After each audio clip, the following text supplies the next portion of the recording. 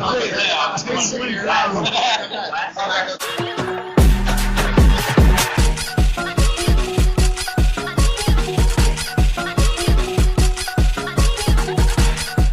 everybody? This is Q. I'm here with Rick, visual effects artist for Mighty Morphin Power Rangers and many other shows. Sure. So I got a couple questions for you. You bet. Hit me. What got you into doing visual effects? Like, what's sparked it? I love movies. Love movies forever. I like cartoons and a lot of movies that combine cartoons and stop motion and visual effects were just an outgrowth of that. So a big influence was Ray Harryhausen's Clash of the Titans. When that came out in 1970, whatever, I must have seen it 100 times in the theater. I was so excited, loved it. So I love the fact that you showed the actual models used for the intro of Mighty Morphin. So can you tell us about how that worked out? Certainly. So these were for, this is for season 2, when the dinosaurs changed into Thunderzords. We had to create that because that didn't happen in the Japanese footage, right? There was nothing like that. So instead of sending us the models from Japan, which we were hoping for, Haim Saban just said, go get the toys in the store. So I actually live near Puzzle Zoo in Santa Monica, so I got the Japanese toys, and this side, you can see it's very toy-like.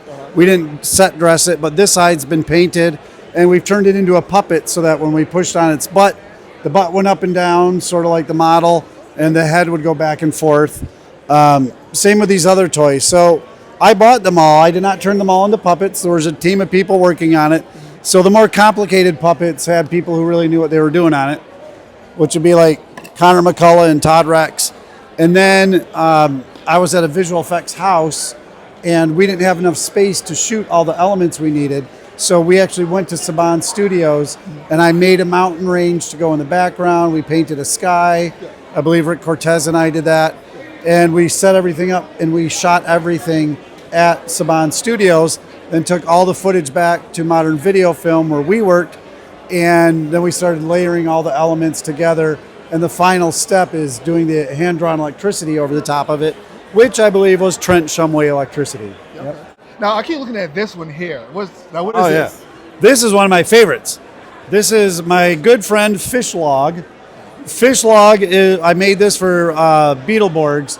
There's always a trend in TV where once you see something cool in a movie, let's put that in our show. But we don't have $5 million to make it work. We got $5 and like a piece of lint. So make it work with that. So when in Beetleborgs, there's a character called Little Ghoul who came with season 2. She's basically a Jawa. And there's a point where they didn't know what's under her head. And so she turns her back, she pulls her hood up.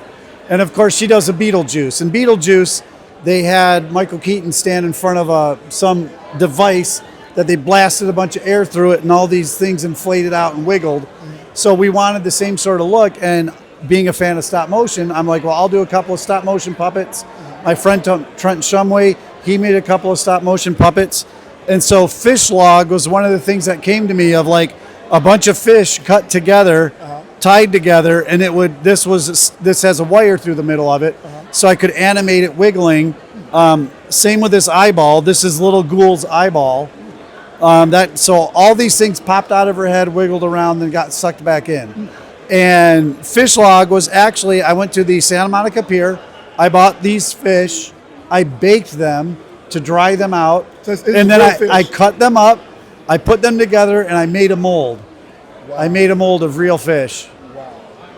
At that point, I couldn't eat it because it was, contaminated with the rubber and everything else. Yeah. So of all your props you have made, and visual effects you've done, what's your favorite?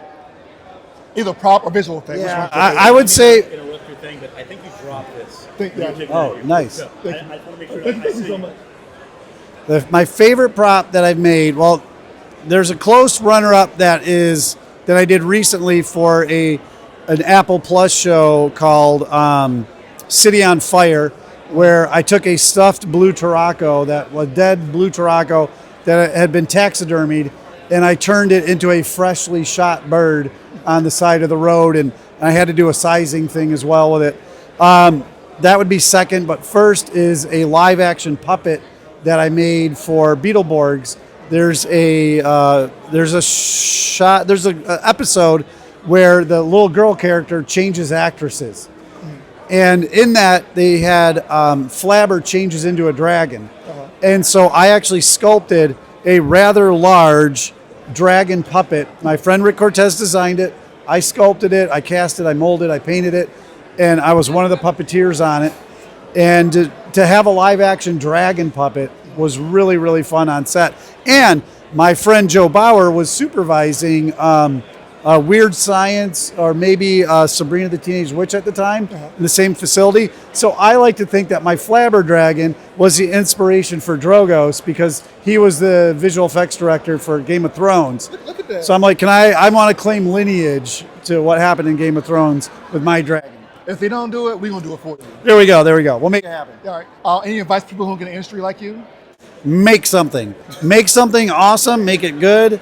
Make it short and make it excellent. Make something excellent that people will see and be inspired by. Don't just show them something that's half done, that's cheesy. Oh, it's like cheesy is what it's supposed to be. Then, that'll be fine. But make something excellent to be able to show people. There's anything you want to promote, you want to say to end this off with? Yes, we've got Behind the Power is our YouTube show, and we have 6 episodes out now, or is it 7? 6? 6. 7's coming soon, because we gotta have more than 1 episode a year. So we'll have one in the next couple of months coming out. We've got tons of stuff shot, ready to go, ready to turn into episodes for you guys to watch. It's Behind the Power on YouTube, Behind the Power VFX. Also on Instagram, it's Behind the Power, and just I'm Shick Rick on Instagram. I mean, I'm easy to find on the internet. Okay. Well, thank you for the quick interview. You bet. And thank Nice y'all to for meet watching. you. Nice to meet you as well. Thank you so much.